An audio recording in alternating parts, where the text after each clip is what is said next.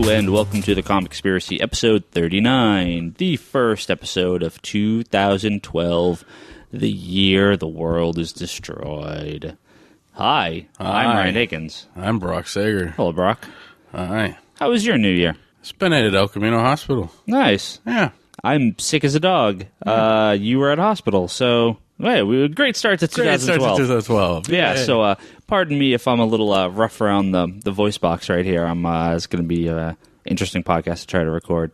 I'm stopping every 5 seconds to clear my throat, as opposed to the every 10 seconds I normally do. So, yeah. The snot's just flowing right now. Oh, man. Like, last Tuesday, it started, and I was like, Tuesday, Wednesday, I'm like, all right, I'll kick this. Nope. Thursday, I called my guy here, and I'm like, yeah, you're going to have to work all weekend. Like, I just can't work. So we work Friday, Saturday, we were closed Sunday. And then I'm here today, and I'm like, I'm going to go home and crash tonight. I'm just dying. But, yeah. Hey, at least you can easily do that now. What's that? Have like someone sick time, take time. I don't like to do it. I know you don't like to do it, but it's nice to be able to do it without a problem, so to speak. At least this was the holiday-ish time. Yeah. It was pretty quiet, although I guess someone was trying to come down when we were closed. But whatever. I mean, it's holidays. I think people were understanding. But yeah, now we're back into 2012. New year, new comic stuff. But I figure we'll just take this episode, be kind of quiet, and do a bit of a retrospective of 2011. Like the DC retrospectives that came out this year? Yeah. Now, what's funny is I fulfilled my promise to watch the Daredevil Directors Cut so we could discuss it this week with you and Toby. Mm-hmm. You and Toby were supposed to rewatch it. So I didn't necessarily have to rewatch it. Toby had to. I said I would try. Okay. Well, you didn't rewatch it. Toby didn't rewatch it. And Toby's not here. So I think this is like double me winning because I did watch it. I have proof. I had other people there watching it with me. What are you winning? And so now you guys have to watch Green Lantern Director's Cut like 4 times on repeat. That's my prize. Why do I have to do that? Because I said so. I wasn't in your little bet. Yeah, whatever. And you didn't have any terms for... We'll discuss... You didn't have any opposite terms. We'll discuss more next week, but the long and the short of it is Daredevil Director's Cut. No different than Daredevil, the original cut. No, there's a difference. We'll talk about it next week when Toby's back, because I promised. But 2011, what a year for comic books, huh? It happened to be the year we started this lovely podcast. We're coming up on 1 year anniversary. So when did we start? April? Yeah, started in April. April, something like that? No, April. It was shortly, wasn't it? It was a couple weeks before WonderCon, if I'm not mistaken. Yeah, it was just before WonderCon. So that would have been May or March. So I'll have to go back. I think it was like March or April. Yeah, so I'll have to go back and look at the date. But are coming up on our 1 year anniversary of this podcast. We're not actually going to hit 52 episodes because we had a few skips. Yeah. I was thinking maybe the 52 episode should be our look back at all the 52s. But that may be like a little late into it, but I don't know. I mean, we'll see what the next solicitation is. I'll figure out what week that's going to be. That's actually pretty close. That's 7 issues in. Yeah, and I know there's going to be a lot of changes with the new previews. Yeah. Rumor is that number 8's kind of the cutoff for a couple of the series, so we may see some of the first. Well, and a lot of story arcs have already ended. Right, like a couple story arcs have already ended with number 4, and some are going to end coming up pretty soon. So.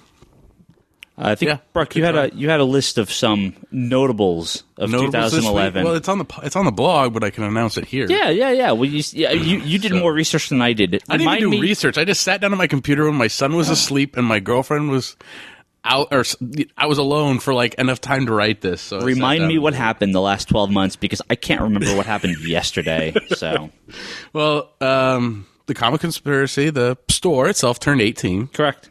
You and I both turned 32. That is also correct. Mm-hmm. So 18 years, yeah. That's pretty cool. Yeah, we've been around for a while, so we're going on 19 years. I'm trying to plan something big for 20, so should be fun. That's all right. I'm already planning it. You just don't know. I got to do. You know how much stuff I have to do underneath the radar with your ass, and then kind of spring it on you once it's cool enough to be okayed. Whatever. Anyway, we started this podcast, which we've already mentioned. Correct. I personally read through 78 graphic novels and books this year. Nice. And that's just basing it off of like March. Yeah, you're a fast novel reader. I'm an okay speed not. novel reader. I have read did you read a book this year? I think I've read two trade paperbacks all year. Did I read more than one or just read two? I know I read Final... Oh, no, I think I read two. I read Invasion. Was that this year? I think I read Invasion? This year. Yeah. The DC Booster Gold, the Alien, the three-part crossover thing. DC, yes. Invasion? Yes. There was an Invasion in DC? It was a trade paperback from years ago. Yeah, the Invasion. Yeah. Yes. The one I had you order. Yes. Oh, okay. You actually read this? Yes. Oh, okay. We talked about this in the podcast a while ago. I read that, and I read Final Crisis: Legion of Three Worlds. I know I read that because I read that one. But I reread that stuff. I reread it this year.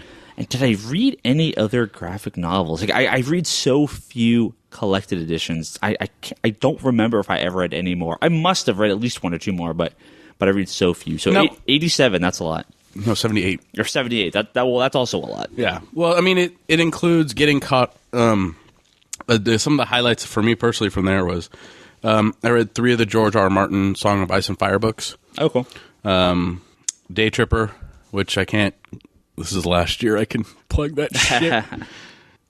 Star Wars Legacy. Actually, I'm really excited to finish it as soon as the 8th trade comes in. Batman Black Mirror, which apparently is the shit right now. Oh, yeah. That's a huge seller. Which, by the way, if you don't have it and you haven't read it, you need to. The 6 gun trades were really good. I really enjoyed reading the Animal Man, Grant Morrison trades, and Transmetropolitan. Those were some of the highlights. So, how much of Transmet did you read? Like, all of it? All of it, yeah. Oh, okay. Because I think they reissued the trades the end of last year. Yeah, it's been a while. They've been coming out for a little while, so that sounds about this was right. the year they finished with the 10 instead of 11. So, you and I both got our first bound collections of comic books this year. Yes, we did. My Run of the New Warriors. Beautiful. Actually, I had a friend of our friend Seth that was here. Did he get to see it? He did. He was super, super impressed with it, so he's going to get some stuff bound. He actually said Booster Gold and Blue Beetle were the 2 he wanted to do. I stole his idea already. Yeah, nice. Yeah. So, let's see. I think when it came to DC did a really, really great job this year. They gave us Brightest Day, and then they gave us Flashpoint. And then they scared the shit out of us when they were like, oh, we're going to rejigger the universe. But they really pulled it off. We'll talk about that more in a minute. Yeah. Marvel was Marvel this year. Nah, you're getting too far ahead. Yeah. You're getting too far ahead. Yeah. Let's see. Just a couple notables. Then we'll get to some more stuff. Working on. You went to San Diego Con for the first time? I did. I went to WonderCon for the first time? Yes. Was that, I don't remember, was that your first That's my first convention? Yeah. Like full-on convention? Yeah. Oh, cool. Well, first time going to a convention, not full-on multiple day experience kind of deal, but it was my first time going to it. Let's see. For me, my PlayStation got fixed so I could actually play games I enjoy. Play Arkham City. Now you never ended up getting the DC Universe Online, the downloadable. No, you didn't download it yet, huh? Because my brother bought it. Yeah. For PlayStation 3 and played it, and he enjoyed it. But with the download time and our internet's janky anyways, and I didn't really have time for it. I might try it down the road maybe this year since it's free. Let's see what else. Most important thing this year, whether or not you like it or not, I had a son. Most amazing thing that happened. Yeah, another comic book reader. Yeah. We can always use more. Hey, he was born on New Comic Book Day. He was born on a Wednesday. I know. Solomon Grundy, born on a Monday. So that's what my kind of sort of list with a couple extra things added in. Yeah. So. Yeah, I mean, this was a pretty crazy year for comic books. I actually, earlier today, it was a Monday when we record this, I posted on the comicspiracy.biz site our top 100 selling comic books and trade paperbacks for the year 2011. I'm not going to go through the whole list, but I'll give you a quick rundown here, and maybe you'll notice a bit of a trend. This should come of no surprise to anyone, and we'll talk about one of the only things really worth talking about this year. Counting down from let's go one down. I'll just start reading for a while. Tell me when to stop, Brock. Okay. Number 1 best-selling comic of the year through Comics Conspiracy, and I'm assuming every other store in the country. Justice League #1. Mm-hmm. And then you're gonna have a couple, Some stores will be different, but I have a feeling this list is going to be pretty similar across most stores. Number 2, Batman number 1. Number 3, Action Comics number 1. Number 4, Detective Comics number 1. Number 5, Justice League number 2. Number 6, Green Lantern number 1. Number 7, Fantastic Four 587. Okay, well, that is the death of Johnny Storm. So, yeah. Death, quote unquote. Yeah, we know. Justice League number 3, Batgirl number 1, Batgirl number 2, Swamp Thing number 1, Aquaman number 1, Detective Comics number 2, Action Comics number 2, Batwoman number 1, Fear Itself number 1. Hey, Marvel. Marvel makes another cameo. What number are they? What number do they hit though? Oh, I mean, they have FF and Flashpoint, but I mean, there's 2 Marvel books in like our top 30. Yeah, I mean, you could just. I mean, this is understandably DC owned this year, both at the store and across, because of DC's the New 52 relaunch.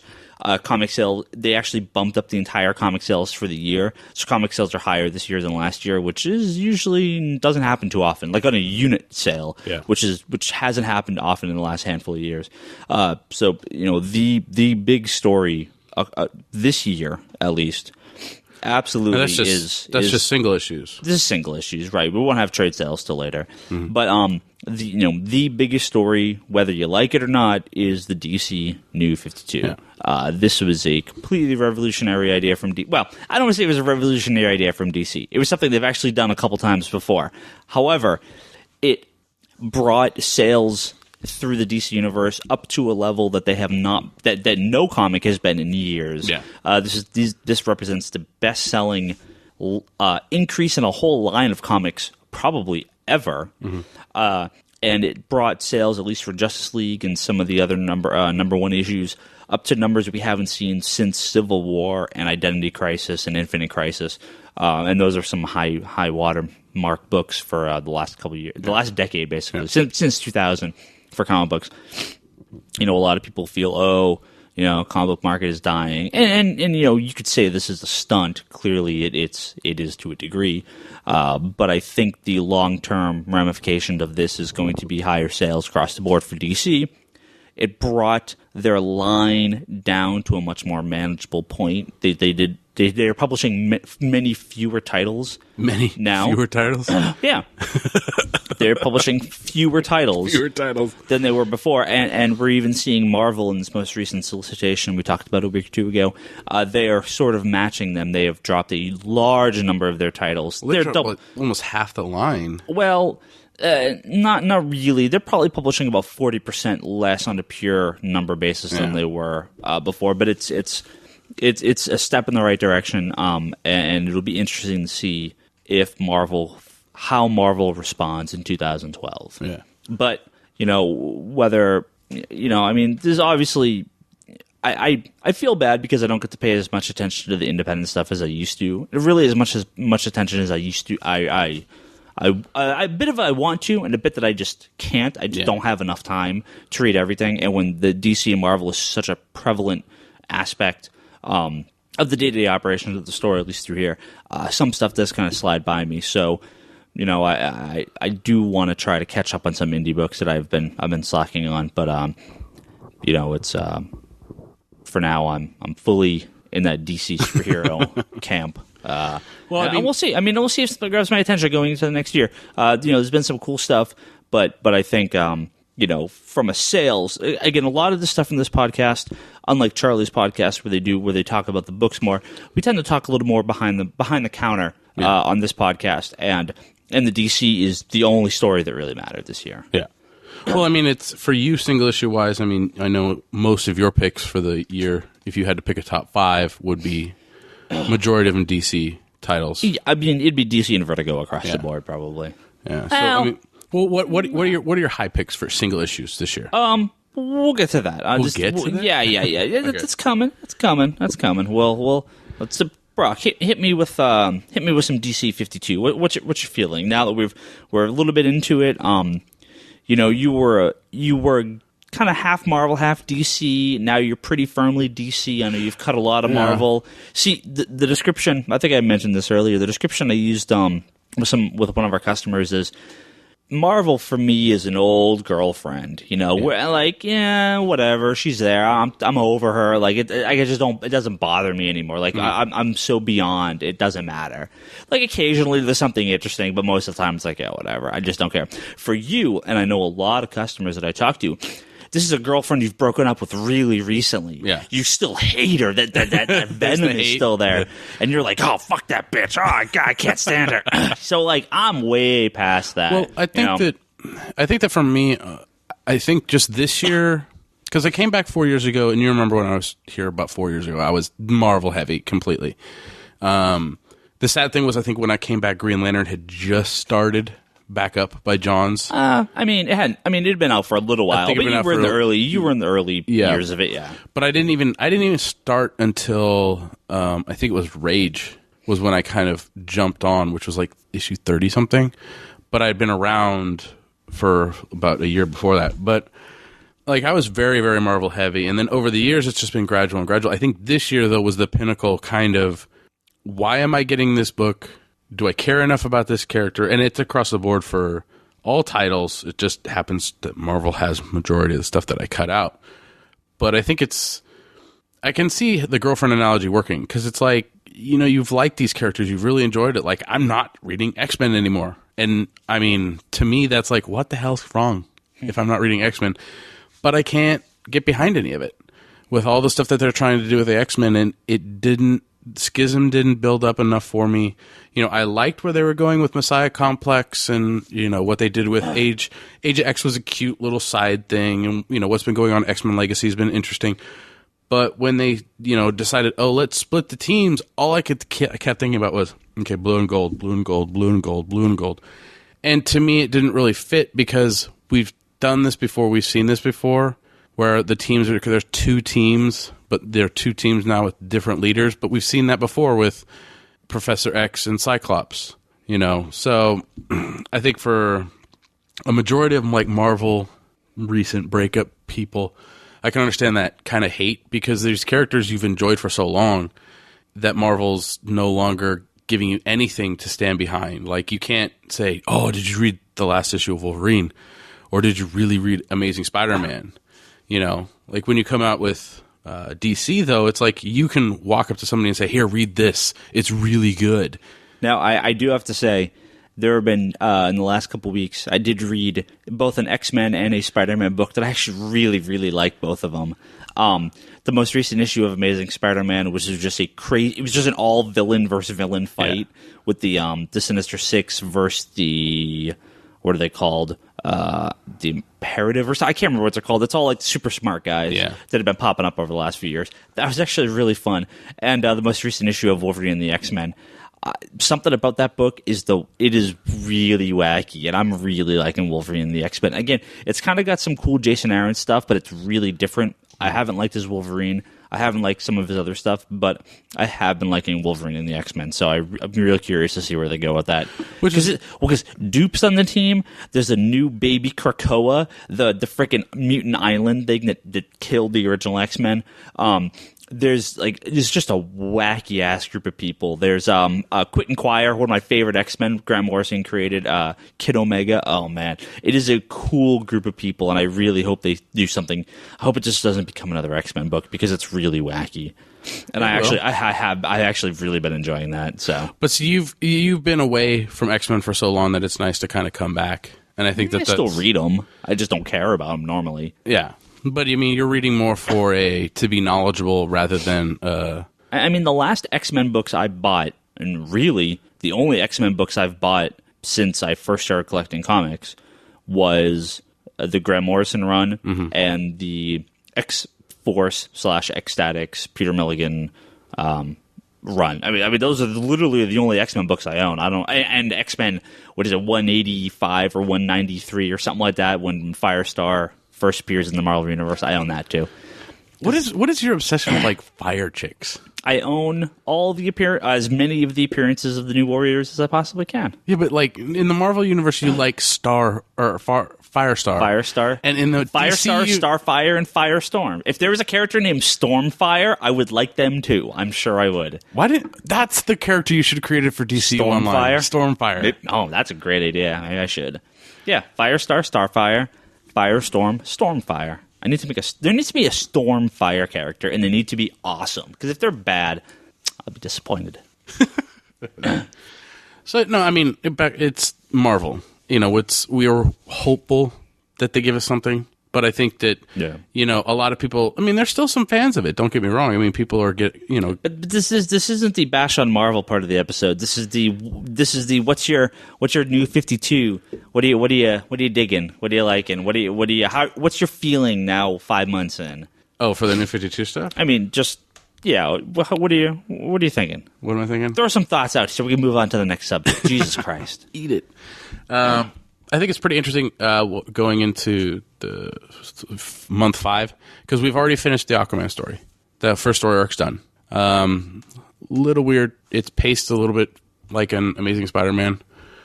I don't know what that means. When Spider-Man, after the abysmal One More Day, when Brand New Day was coming out, it was different creative teams every time, and sometimes they'd have a 2-issue, 3-issue, 4-issue. But sometimes the 4-issue arcs were really awkward because you got really engaged in the first couple issues. But then the 3rd and 4th issue were kind of like, yeah, we're done. There wasn't really that kind of same payoff as for the build-up because you had 2 issues of build-up, but you only have like 1 issue of payoff, and it's not even that great. But I did like Aquaman, despite it being, having that pacing to it.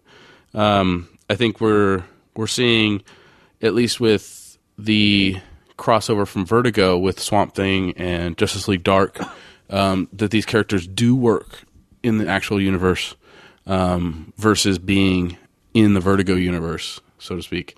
I do like the fact that they kept John Constantine in Vertigo, though, kind of as his main title stays there. Sure. So, I like where they've been going. I think it's really interesting to see some stories ending, seeing where stories are going. We just revealed Darkseid is the Justice League villain in issue 4. Yeah, I mean, you knew that going in, though. Yeah, but we have this big reveal at issue 4, and, that Justice League's been, hammering it out every issue, giving us something more every issue, but keeping us wanting more every issue. Mm-hmm. Overall, I mean, that's what the 52 is doing, I think, but I also think that, when we went into 52, we knew kind of the titles that were not going to stick around for very much longer. But they're sticking around at least through 7, or through 8. Yeah. So, I mean, nothing's been canceled yet. But that's the thing is, I think with the relaunch, I think they did well enough that DC was like, okay, we'll set the number that they're going to hit. Right. When before they were like, oh, we don't know what number they're going to hit, but now they've kind of hit that. They're going to go for 8 issues. I expect we'll see a couple cancellations at 8, although they may take them all to 12, which I would be totally cool with. Yeah. There's some weird changes. Rumor today of Rob Liefeld being on Deathstroke, which really bothers me because I've actually really enjoyed what they've done with Deathstroke so far. So that would be disappointing, but yeah. Yeah, I read the same thing and was like, no. Well, besides DC, the New 52, there was one other really, really big event this year, and it seems like it'll be bigger as of even today and now because of this holiday that just happened about a week and a couple days ago called Christmas, in which a lot of people got a device called an iPad or some sort of tablet. Yes. And that would be the explosion of digital comics this year. This is something that a lot of people assumed would happen one day, and it's happened in 2011. It happened when they released the New 52 stuff, and it's Comixology. Sorry, every other digital comic company. Comixology is the only one that matters, which, I mean, whatever. I don't know that one's better than another. I bought my first and probably only digital comic, when Justice League #1 came out, just to give it a test drive. Not really my thing. In fact, I'm currently wearing a shirt given to me by my girlfriend that says "Real Comics for Life, yo," with the Comic Conspiracy logo on the back. She made this for me for Christmas, based off something that me and Brock said a handful of episodes ago where, I'm happy to take all the money from digital comic books that the store gets, but I'm a physical comic book fan. Do not stop buying those digital comics. People that like digital comics, your support of digital comics supports physical comics as well, because the money still comes to the store, and I could spend that on other stuff here. So, Well, as long as they buy it through our store. We all win. Well, you're right, exactly. If you're not buying it through me, I don't give a crap. So that. Well, I think digital.comicsconspiracy.biz, there's a plug for this episode. Yeah. But yeah, no, I mean, digital comics are here. They may be queer, but you got to get used to it because they're, we don't know the numbers on them yet. I know my numbers on them. Yeah. They're okay. Like, it's a couple extra copies of every book sold. I'm not going to pass it up, but it's not like I'm selling 50,000 copies a month or anything like that. No. Is the extra money from digital sales a big enough boon to the comic industry to support lower selling books? It seems like the stuff that sells the most were the same books that were our top selling books on the physical sale chart. It's no different. Yeah. So I don't know. It doesn't seem like a very different set of books being sold. Well, I know you talked about Comixology being, sorry for the other ones, but the only app that people use. And yeah, it's the only app that's made it accessible enough, made it, the place where you get all of your comics, not, oh, you have the IDW app. Oh, you have the Marvel app. Oh, well, those apps are all Comixology. Yeah. But you no longer have those individualized apps anymore. They're still there. They're still there, but you don't have to have them. You can just use Comixology. Right. So I think that's what at least Comixology has done this year. And with the push to day and date digital, it's a big thing to get people to read, especially now that everything's going digital. It's something they're going to have to do. Am I going to do it? No. Because I've tested it. I tested it on the Kindle recently. It's not that impressive. If I was flying on a plane, I would so abuse the crap out of digital comics because it's a space saver. They're going to charge me for all my bags, so why don't I just take everything on one device? But does that mean I'm going to go out and buy, stuff for for a tablet beforehand? No. If I fly and I have a tablet, I'll pick something up to read. But I'm not going to, toss it away just because I don't. Yeah. No, I don't have a tablet. I don't have an iPad. I'll never get an iPad. But, maybe this will be like with the cell phone when I was like, smartphone, who needs them? And now that I have one, I'm like, ooh, yeah, that's pretty cool. Yeah. Tablet to me, though, I'm such a PC guy. A tablet, and I would never own a laptop either. I don't really see a use for them most of the time.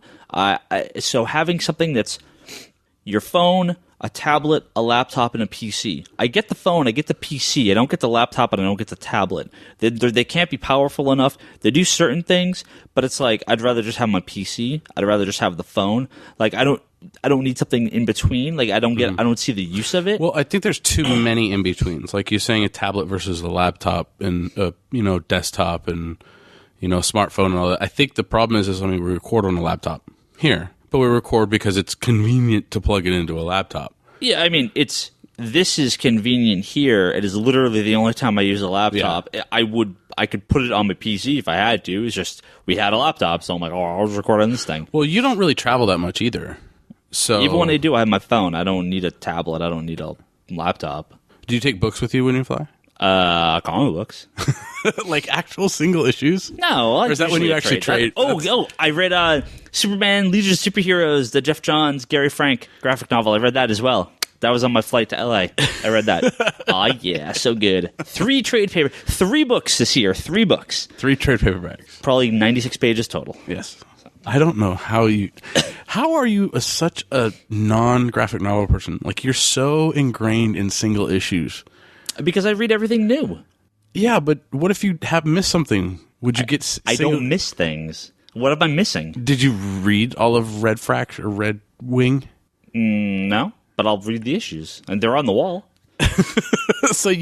But what if there's something you're like... Actually, you know what? Honestly, if I miss something, I just probably won't read it. Yeah, and that's the thing, is you miss a lot, but why won't you pick up the trade to go back? I'll read trades when I'm caught up on all my single issues. And that's never going to happen. Jesus Christ. Hell's going to freeze over. No, really, the trade paperbacks I buy are almost without fail, things I own in single issues already. Because but you never read. This is what's weird. You never read them. When I want to read them, they are there. This is the same thing with my DVD collection. My DVD collection is almost entirely things I already have seen. Yeah. Because that's when I want to watch them. Yeah. Because it's something I know I like, so I support it, buy it, and when I want to rewatch it or in the trade paperback reread it, I will read it. So Enough digital comic crap. Odd nut. Enough digital comic crap. Let's talk about comic crap. graphic novels, since we're talking about them. We also publish our top 100 graphic novel sales, although at the bottom it's kind of like, I don't do this by number, so at the bottom it's kind of like they're all sold the same amount, so it's not really that accurate, but it gives you the top 25 is really what you want to look at. And you'll see something else on this list, and you may notice this is going to be a little bit of a different list, but let's kind of start at the top here. Number 1, League of Extraordinary Gentlemen 3 Century number 2, the 1969 issue. I questioned this when the first one came up, also our best-selling graphic novel of like 2 years ago. Is it a graphic novel? Kinda. I mean, it's an original prestige format. It's labeled a graphic novel, but it's not really. Where did Superman Earth 1 place on this list? I mean, it's probably on here somewhere, but I don't know how high. Because that's where I look at League of Extraordinary Gentlemen. Because that's clearly a graphic novel. This is a soft cover. It's an oversized comic book. It's a prestige format. It's not really. But anyway, whatever. I put the other one on there. Still left this on here. Number 2, Fables Volume 15, Rose Red. Volume 3, Walking Dead. Volume 14, No Way Out. And 15 is a little lower on the list, but give it time, that will be up there. Batman Noel Deluxe Edition hardcover. That was the one that just came out a few weeks ago. Walking Dead Volume 1, up there. Top. It's our fifth selling book. Walking Dead Volume 1. That baby just keeps on printing money. Green Lantern Rebirth, Green Lantern Rage of the Red Lanterns, Green Lantern Sinestro Corps Volume 1. Volume 2 is a little bit lower down. New Teen Titans Games hardcover, Brightest Day Volume 1 and 2 hardcover, Green Lantern Agent Orange, Scalped Volume 1, Walking Dead 15, Batman Arkham City, Batwoman Elegy, Blackest Night Green Lantern, Blackest Night, so on and so forth, blah, blah, blah, blah. One Marvel trade in my top 100, and that's the Captain America Winter Soldier collection. Actually, I think the Oz books are all on here, but there was only one Marvel Universe book in our entire top 100 selling trade paperbacks, and it's the Captain America Drew Baker Winter Soldier Ultimate Edition. Yeah. So, I'm looking through here. Just some Morning Glories Volume 1's on here, pretty high. Yep. Suicide Squad Volume 1, Trial by Fire. Yep. DMZ Volume 1, pretty high up here. I think literally every Walking Dead's on here. Every Blackest Night's on here. Did Day Tripper get that? Day Tripper's up there. Yes! Day Tripper's right below Blackest Night hardcover. Nice. Still selling. Final Crisis, bunch of Hellboy. Most of the Irredeemables are on here. Lock and Key. Huge surge in sales on Lock and Key in the last few months. I don't know what happened, but we've sold a lot of Lock and Key. Also, all these Sailor Moon trade paperbacks are on here again. Sailor Moon? Yeah, don't dismiss girl manga. All the Sailor Moon books are on here. That's been the Kodansha's company, the Japanese company. You've been getting a lot of special orders for that, then. Yeah, we get a lot of special orders for that. I mean, I sold plenty of shelf copies, too. Yeah. A lot of the Chews on here. Legion of Superheroes Great Darkness Saga, one of my favorite collections from this year, that's on there. I'm looking, We Three, literally all the Walking Dead. Absolute Sandman's on here. The Chase trade paperback that just came out last week's already on here. Yeah. Is Black Mirror on there? Yeah, it's pretty high up there. But I would have sold more if I'd had them in stock. Yeah. We sold out every time I got them in, and we've been having some issues getting it back in the last couple of weeks, so I probably would have been a top 10 if I had had an unlimited supply of them in stock. Because even today we had someone coming in looking for it. Yeah. So, yeah, graphic novels. Still good sellers. I know a lot of stores sell a lot more graphic novels than we do. We ended up with about 30 or 40% of our sales are graphic novels, about 60, call it 60-40 single issues graphic novels, maybe 65-35. It is probably a little heavier on the single issue side. Most stores, I don't know. It seems like when I hear from stores, they sell a lot more graphic novels than single issues. I don't know. We just have a real strong single issue crowd here, but well, I mean, it's also you have back issues too. So people that back issues they're not a huge part of our sales, though. Oh, I know, but it's one of those things where we actually have back issues. If you go to stores that don't have very many back issues, they have wall books that they get rid of. And so they're more like you come in, you're perusing a graphic novel wall versus a wall full of back issues where, we have back issues and wall issues and graphic novels. Right. So. Yeah.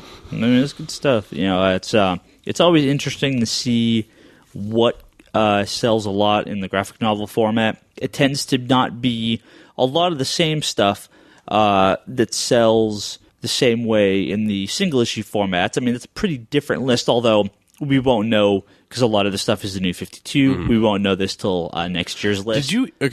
Quick. Did you sell one of those? What's that? That New 52 hardcover, all in number one. Did you actually sell one? No, I have not sold one yet. It's cool. Someone will pick it up or not. Like, I gotta support. I gotta support the idea behind it. At least it's a cool. Idea. I support the idea. Your reasoning behind it, I don't support with you take it to cons to get it signed. I like that. That's Jesus, so huge, man. All right. Since I could tell my voice is starting to go, Brock, I'm gonna. We'll talk a little more of our top picks on stuff next week when Toby's here, so we can expand out. But I did want to talk about real quickly about our favorite comics of the year. Brock, you got a small stack. I got a small stack. Mm-hmm. Why don't I give my voice a rest here for a minute, Brock? Why don't you hit me with some of your choices? Justice League, obviously, because it's John's and Jim Lee, and I've loved Jim Lee forever. Detective Comics. I actually have an old one here because I prefer the old Scott Snyder Detective Comics to the new one, even though the new one's good. But that old, again, back to the Black Mirror stuff, that stuff is amazing this year. Swamp Thing, because I've really, really enjoyed catching up with Swamp Thing this year, getting all caught up with that, and then seeing the new stuff that's coming out. Also Zack Snyder. Also Scott Snyder. Or Scott Snyder. Yeah. I keep calling him Zack Snyder. Why? I don't know. But I just love Sucker Punch so much. Yeah. I think the biggest thing with Swamp Thing, though, was I think it was issue 22 or 23 of Brightest Day. I actually remember reading and going, and it actually hit me that something was going on, and it was the Swamp Thing coming back, and I like Alex Hammond and stuff. So I really like Swamp Thing. The other thing I have on my list, which ended this last week before the end of the year, was DMZ, which is a title I got into about 2 years ago, 2 or 3 years ago, when there were 6 trades out, and I blew through the first 6 trades in a week. But DMZ, awesome title. I highly, highly suggest picking it up. Vertigo by Brian Wood. Yeah, Vertigo by Brian Wood. Highly recommend picking it up. I think the last trade will probably be out in the next few months, so you can actually get them all in softcover trades. I would actually, if they released hardcovers of these, I'd snatch those fuckers up too. And also because I love DMZ, because this year was the year I got a letter printed in the back in issue 65. It's a fan letter to totally a fan letter, but I never had anything letter published, so it's my first letter published this year, which is weird. DC had that letter publishing stuff going on at the beginning, and then when the New 52, it went poof and went away, and I'm like, yeah, I noticed that. That was kind of like a nice little added thing to have, especially to get the new readership. But now that we have new readership, they don't care about the letters, or yeah, I don't know. DC, let us know what's going on. Let's drop it 2 more pages from the count. I expected that would happen. I don't know. It was cool that they brought it back, but yeah, it's I don't know. It was weird. They didn't really. There was only a couple months where they were really doing it. The first month or two was just kind of the same letters in every issue. Yeah, it was weird. I don't know. I mean, I really like the letters in comic books. I think that DC has gone away from that, and it's kind of a shame. I know Marvel still does it for their big titles like books, Spider-Man. Does X-Men doesn't do it? But I don't think so. I think maybe Spider-Man's the only one. Or do they do it in Fantastic Four? No, it goes back and forth. Some books have it, some books don't. So gun to your head. One of those is your favorite book of this year. Gun to my head. Justice League. You're gonna give it to Justice League? Yeah. Cool. Just because it's Jeff Johns, who's been very consistent, great writer, and Jim Lee's art, which I've always enjoyed Jim Lee's art, and I think he's an excellent artist.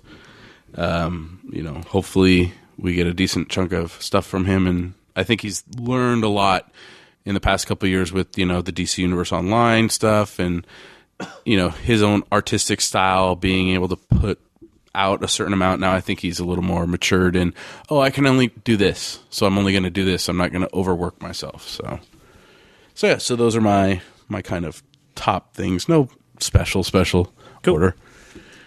Well, you only have two. I got two books. I mean, obviously, there's many, many more I want to talk about. I know a lot of people were kind of questioning some of the choices on Comic Resources top 100 books. Oh God, I questioned every one of those. Once you got to about the top 10 or top 20, I kind of agreed with most of it. There were some wacky choices at the bottom. Obviously, a lot of independent stuff I'm not familiar with, but there were some kind of weird choices. But overall, most of their top list I didn't have too much of a problem with.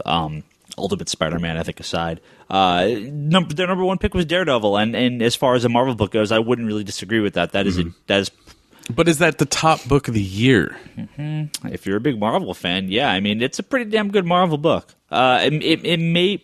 I don't know what's my favorite Marvel book right now, but it's in the top 2 or 3. Yeah. So that's a damn good book. But one of their other books that was on there is actually one of the same books that I'm going to say, and that is Animal Man. Yeah. Of all the new 52 stuff, Animal Man has blown me away more than any of the others. Maybe because I just wasn't expecting it to be as good as it is. As Jeff Lemire, travel foreman, they have taken Animal Man, who I've been a fan of for years. The Grant Morrison stuff was, not the earliest stuff I read in comics, but I read that stuff pretty early on when I got into Grant Morrison through Invisibles and some of the other DC stuff. So his run on Animal Man was fantastic, and this is as good. We're only 4 issues in, so it's a little hard to tell. Who knows what's going to happen. But if there's a new 52 book that I would recommend to anyone, it's Animal Man. The art, Travel Foreman, I was not a fan of his art. It's kind of along the same style as what he's done before, but the craziness of his art works with this story. Yeah.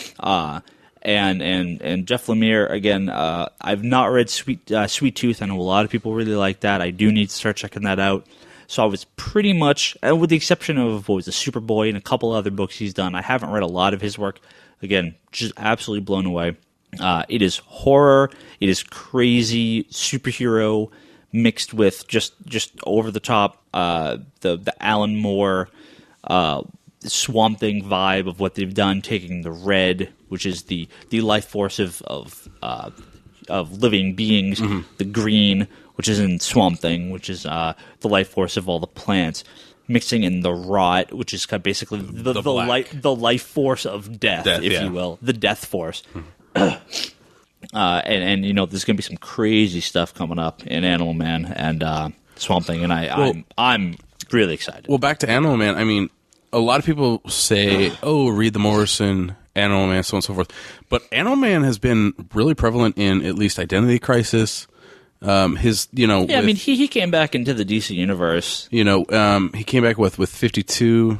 He was in a little bit. And then Countdown, he had something with another 2 of your favorite characters. So this is... I don't know why this hasn't been your pick. Although it is not my favorite book of all time, it literally is the greatest team up of anyone of all time. Yeah. It's Animal Man, Adam Strange, and Starfire. Yeah.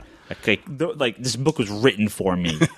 Well, no, Countdown to Adventure. I read this as it was coming out, and I really enjoyed it. It was fun.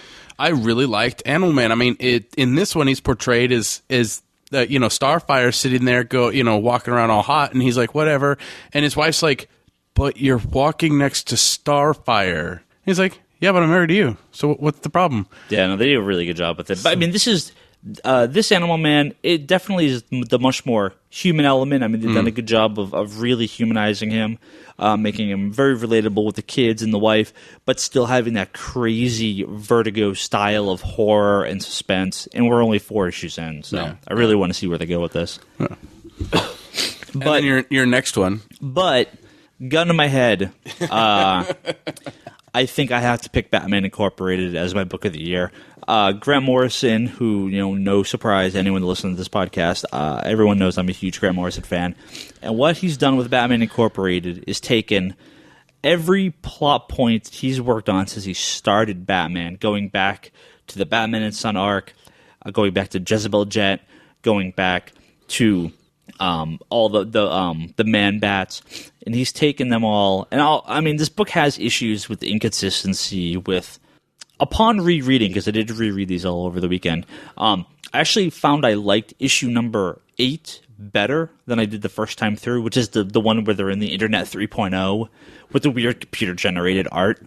That was issue 8? I believe it was 7 or 8, yeah. A lot of people didn't like that I didn't like that issue because it kind of came out of the blue. Like, you were like, where the hell? I mean, some of this stuff came out of the blue, but that issue especially was like... Reading them all together, though, you get the flow of each issue because each issue is in such a different place. The Leviathan Strikes, which is the 2-part that came out right before the new year. I think you like it just because Lady Gaga, Katy Perry, and Madonna, and... I don't even know what those people are. They basically took the last 2 issues, which were very, very late, and put them out in this little 1-issue book. That's what I'm looking at right now. Cameron Stewart did the art on the first part, and Chris Burnham, who did actually a lot of the art on Batman Incorporated, who I actually really like. They did a great 2 little one-shot issues here. The first part is with Stephanie Brown, Batgirl, kind of going up against this school of evil girl being trained to be assassins. And then the second part was the full labyrinth of Dr. Daedalus and kind of the reveal of who Leviathan is. And we get a lot of intro to Batwing, which probably was needed pre-New 52 to go a lot more into Batwing. Yeah. And we get the death of a couple of the Batman Incorporated guys. A nice triple agent reveal. The return of Dr. Deathman. Just all the ridiculousness from what Batman Incorporated has been throughout the last year and into the beginning of the year prior, with so many references back to the start of Morrison's run on Batman. They need to release a giant compendium book when he's like, I am done with Batman, because this is the greatest. I mean, it's the greatest Batman story I've ever read. This is what he's done. I mean, like what Morrison did with the X-Men, he took elements that we are familiar with, but put them on their head and changed them and twisted them around so drastically that nothing will ever be as good. Nothing will ever compare to his run on X-Men and his run on Batman. I'm sorry, has forever ruined the character for me, because no other Batman story will be as good as this. It is crazy and complex and requires multiple rereadings to get every reference and every clue. This is what annotations were built for, and Batman Incorporated is. Rereading it, I was blown away by how much I missed through the first time. So. Well, I think you can miss a lot with what Morrison's done with Batman, because I like what he's done with Batman in the sense of we have Batman Incorporated now, where we have multiple Batmans, which is where Batman should have gone years ago, where, it was kind of a corporation now, because, where do you go once you're kind of that icon? Well, once you're Coke, what do? You brand. So I think Batman Incorporated is an excellent thing. I think it's difficult for some people to get into because Morrison dives into a lot of the history of the characters when he does write through them. Like, I know when I go back and reread Final Crisis, I'll probably enjoy it a lot more in a single, trade reading rather than this spread out kind of thing. Much like everything, I reread every issue of Final Crisis when the new issue came out. I reread every issue of R.I.P. when R.I.P. came out. And I got more enjoyment out of those books every time I read it. It's one of those weird moments where you feel like you start to figure everything out. Like, your brain opens up and you're like, holy crap. Like, I've seen into the mind of a madman and I figured out what he's thinking. And it's so rare that I get that feeling in comic books. It's one of the only times. And it's just, I don't know what it is about it, but every time he does this in these books, you sit there and you're like going on for a year or two going like Batman Incorporated, like this is cool, but what's going on? And then you sit down and you read it all, and all those pieces start coming together, and all the references back to previous issues. He'll make a reference 20 issues later, or 20 or 30 of his written issues later, because it's gone through so many different series. And you're like, that's a reference back to this thing that I would never have remembered if I didn't literally just read the book.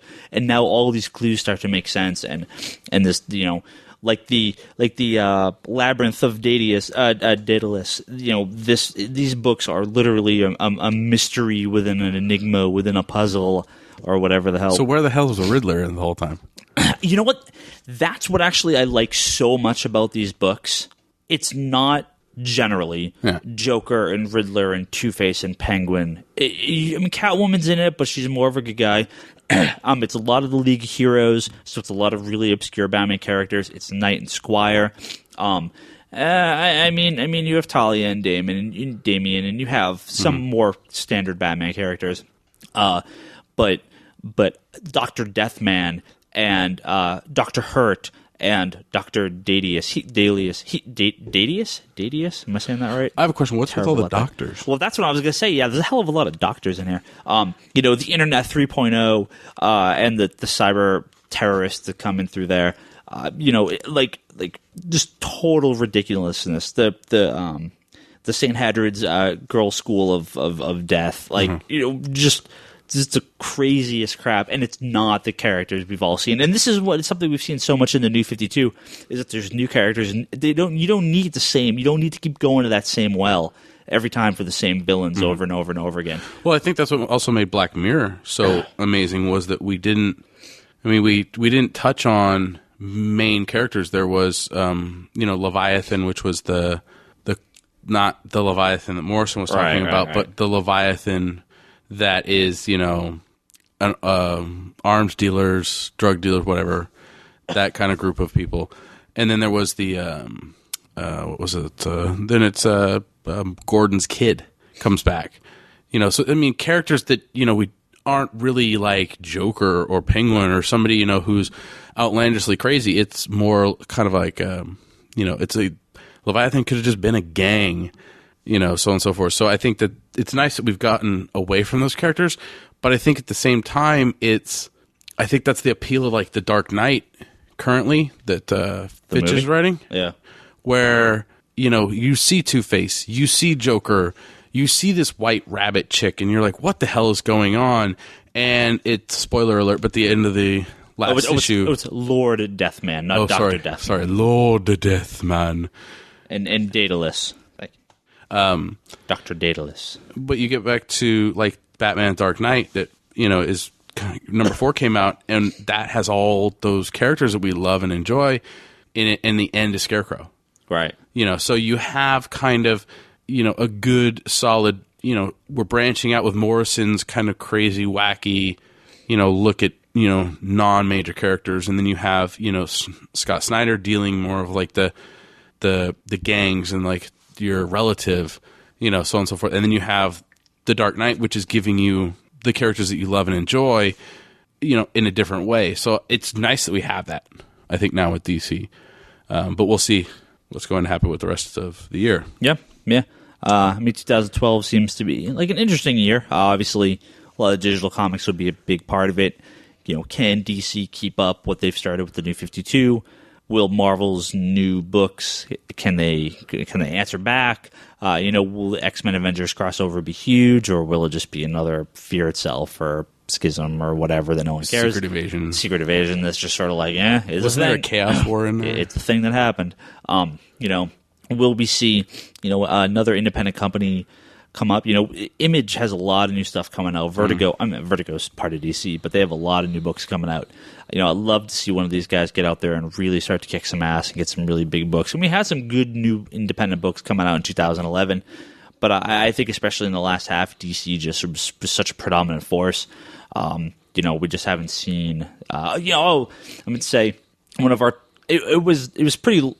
It was not on our top 100 list, but the highest selling independent book at the store over the year was Non-Player, number 1, a book I highly, highly recommended, and we did still through a whole hell of a lot of copies of that. But there's a perfect example. What happens with number 2 now? This type of stuff really needs to be supported by the creators themselves. These books need to come out, or you're kind of lost in the shuffle. And it's real unfortunate because that could have been one of our top selling books of the year had it come out on a regular basis. But now, I don't. Well, it came out from Nate Simpson, right? Yeah, and he's a game designer. So he worked on game design, and he wanted to try comic books, so he came out with Non-Player, which we talked about, I think, before. Many times, yes. No, we talked about it on the Geek Box. We never talked about it on here. Yes, we have. We have? Many times. We did? Yes. Okay. But he had an accident, and so now we don't know when the next I mean, he's fine now. I mean, he's like a small car accident, but I mean, or the motorcycle accident. Yeah. But I mean, no, it's just he's a very, very slow artist, and it's gonna take forever. I mean, I'd love to see more creators come out and do some independent stuff. I really, really like, because I did really like that issue. But yeah, unfortunately, one issue here ain't gonna cut it for most people. You're gonna forget. Most people forget about it. So when you get books like Morning Glories, which has been real successful this year, and I think the consistency of that book has been a huge factor. These books need to come out on a consistent basis, and that's something that a lot of people need to learn. I understand if it's not your day job, but it's hard, The reality of it is, most independent books I'm ordering 2, 3, 5 copies of, and fighting, over orders that small. It's just not worth it a lot of the time for a lot of stores. I mean, I'm just being honest. Some stores sell the stuff better than I do. Don't get me wrong. But when a lot of the Marvel, DC, get a lot of the stuff like Buffy, a lot of the bigger independent titles or small press titles, or titles based off other stuff. When I'm dealing in dozens and 20s and 50s and hundreds of copies of books, a lot of the small stuff does get swept under the rug. Inconsistency is a really good way to help. So, well, I mean, in talking about like you ordering maybe 2, 5 copies, it's if something doesn't do well initially, you stocking it is a cost to you. I mean, I'll stock 2 copies of pretty much anything to start, and if I don't sell those 2, done. I'll never look back. Yeah. So once it's gone, it's gone. I'm not going to copy. And that's the thing is a lot of stores and a lot of other stores might get have people that go to that shop because of there's that influence, but you don't carry it because you didn't sell through it because it's. Yeah, I mean, I stopped carrying Usagi Yojimbo off the shelf this year. I'm a subscription only at this point, which is real unfortunate because it's a book I kind of enjoy. It's a fun title. We get a fair amount of subscribers for it, but I went on 20 issues not selling a single copy off the shelf. I looked back and went, holy crap. Yeah. Like, I have not sold 1 copy off the shelf. I have to cut this book from ordering it again. And of course, right after I do that, someone asks me about it, but it's like they didn't want to order it, so like whatever. But I mean, this happens so often. I tell everyone, if you want something, pre-order. Don't wait, because if I don't sell a copy of a book on that Wednesday, and by the next week, if I still haven't sold a copy, odds are I'm not ordering 2 and beyond. Yeah. It's just the nature of the beast these days. It's real hard to stock stuff. There's so many books out there. Well, and it will be interesting to see kind of how some of this plays up in 2012, and if digital comics might save some of these books that aren't getting the love from the retailers and the customers in the store. Well, it's a gamble. I mean, you're guessing how much we're going to sell. Oh, of course. Like with the Black Mirror, I mean, you would have ordered a whole shitload more if you knew the demand was going to be there. If they're like, yeah, this is going to get plugged on this and this and this, you might want to bump your orders a little bit. Yeah. But there's no heads up a lot of the times for this stuff. And by the time you actually knew about that, you place an order 2 weeks, somebody's gotten it somewhere else and Christmas is over. Right. So. Oh, it's a big book. I mean, I ordered a lot, but we sold through pretty quick. So. Yeah. All right, we're going to go ahead and wrap this episode up. We'll be back next week talking with Toby. We'll talk some movies. We'll talk some TV, some cool stuff for the year. Kind of look at his list. There's other stuff to talk about. So another week probably of some kind of looking back, some retrospective. It's a quiet week. No real news to talk about, so nothing we're missing this week. If you want to look at our full lists of our top list, you can go to www.comicsconspiracy.biz and you can check out. We have those lists up there for our top 100 single issues and trade paperbacks through 2011. Mm-hmm. You can go to Brock's blog. Yeah, conspiratorbrock.com. I'll have up my blurb on the 4 titles that I'm kind of recommending for this year. You can also sorry. Oh yeah, no, it's getting bad. It's getting bad. You can visit us here at the shop, 115A East Fremont Avenue, Sunnyvale, California 94087. Yeah. Woohoo! Going to the post office a lot this year is, that's something else. We shipped a lot more this year than we did previous years. Sure did. Which thank you for that added business, by the way. Don't forget to hit up www.geekbox.net, where you can find this episode and all our previous episodes, along with the Geekbox and the comedy button. And you can go to forums.geekbox.net to talk to us about comic books on the forum. So it's fun times. Yeah, you can also You're dying over there. Oh, man. I'm dying. Brock, take us home, baby. I'm dying. Man, I'm dead. It's over. There's no prep for this. I don't know how to do this. You normally do this. You have a screen to look at. No, thank you for listening. Ryan's dying. I'm going to have to give him CPR, which is completely and utterly disgusting, gross to think I have to put my lips on his. Oh, I'm going to vomit right now. Jeez. I want to thank the guy that's sending me the Justice League #1 from the cereal box. Awesome. #3 should be heading your way. And, we enjoy your ears listening to us every week, and we enjoy talking to your ears. Ryan, you okay over there? You're fucking dying, man. I'm fucking dying. Okay. Thank you for listening, and goodbye.